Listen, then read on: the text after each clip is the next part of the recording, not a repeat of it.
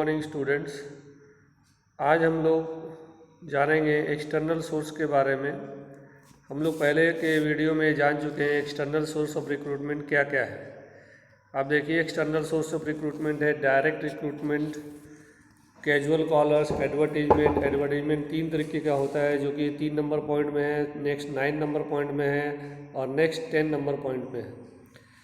Next है employment exchange, next placement agency and management consultants, 6 campus recruitment, 7 recommendation of employees, 8 labour contractor, 9 advertisement television, 10 web publishing. तो इस तरीके से हम लोग देख रहे हैं कि there are mainly 10 external sources of recruitment and we already know that there are 2 internal sources of recruitment, that is transfer and promotion.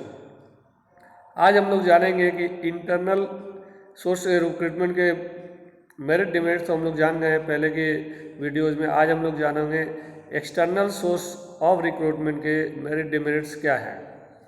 तो आइए हम लोग मेरिट डिमेरिट्स की बात करते हैं एक्सटर्नल सोर्स ऑफ रिक्रूटमेंट का।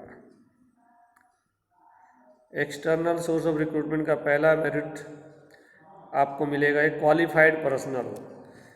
By using external source of recruitment, the management can attract qualified and trained people to apply for vacant jobs in the organization। तो नया टैलेंट और नए क्वालिफिकेशन के साथ बाहर के लोग जो है यहाँ अप्लाई करेंगे, क्योंकि जो अंदर में जो टैलेंट है वो तो एग्जिस्टिंग टैलेंट है और बाहर में कुछ क्वालिफाइड और ज़्यादा क्वालिफिकेशन के साथ ज़्यादा कुछ ट्रेनिंग लेकर के नए लोग ऑर्गेनाइजेशन में अप्लाई करेंगे। वाइडर चॉइस, आपको पता है कि इंटरनल सोर्स में 2 ही चॉइस है, 2 ही सोर्स ऑफ रिक्रूटमेंट है, लेकिन एक्सटर्नल सोर्स में we have 10 sources of recruitment. तो हम कह सकते हैं कि एक्सटर्नल में वाइडर चॉइस है, बहुत ज़्यादा जगह से हम लोग एक्सटर्नल सोर्सेज को टैप कर सकते हैं और वहाँ से एम्प्लॉय को अपॉइंट कर सकते हैं। फ्रेश टैलेंट, अभी हमने आपको फर्स्ट पॉइंट में बताया, क्वालिफाइड पर्सनल। फ्रेश टैलेंट का मतलब सेम चीज़ मिलता जुलता पॉइंट है कि बाहर से नया ब्लड ऑर्गेनाइजेशन में आएगा। External source provides wider choice and brings new blood in the organisation, however it is expensive and time consuming. ये साथ में इसका डिमेरिट भी बता दिया गया है, इसको आगे हम लोग पढ़ेंगे। लेकिन एक बात है, मेरिट्स क्या है कि एक्सटर्नल सोर्स में हम लोग बाहर से फ्रेश टैलेंट, कॉलेज से नए नए बच्चे पढ़ के जो आएंगे फ्रेश टैलेंट के साथ, नई स्किल के साथ, नई टेक्नोलॉजी सीख करके जो आएंगे वो हमको मिलेगा एक्सटर्नल सोर्स ऑफ रिक्रूटमेंट में। कॉम्पिटिटिव स्पिरिट, जब एक्सटर्नल सोर्स ऑफ रिक्रूटमेंट से हम लोग एम्प्लॉय को रखेंगे तो इंटरनल सोर्स और एक्सटर्नल सोर्स दोनों में कंपटीशन की फीलिंग होगी।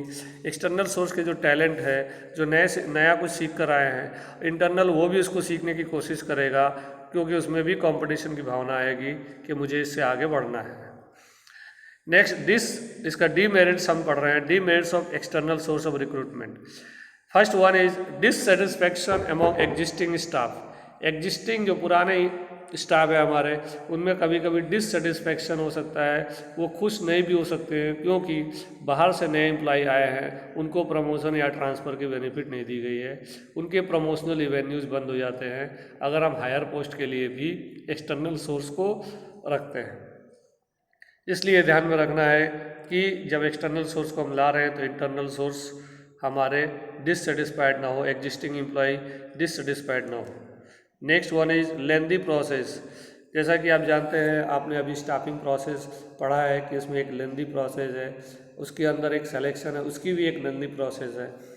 तो ये सारे प्रोसेस को आपको फॉलो करना है, ERSPT PPC प्रोसेस फॉलो करना है, फिर सिलेक्शन की प्रोसेस फॉलो करना है। तो एक बहुत लंबी और टाइम कंज्यूमिंग प्रोसेस होती है बाहर से अगर एम्प्लॉय को रखते हैं। अंदर के एम्प्लॉय को अगर रखते हैं तो उसमें आपको इंडक्शन ट्रेनिंग नहीं देनी पड़ती है, ओरिएंटेशन नहीं देना पड़ता है, या बहुत सारी जानकारी उनको पहले से ऑर्गेनाइजेशन में है, उनको देना नहीं पड़ता है।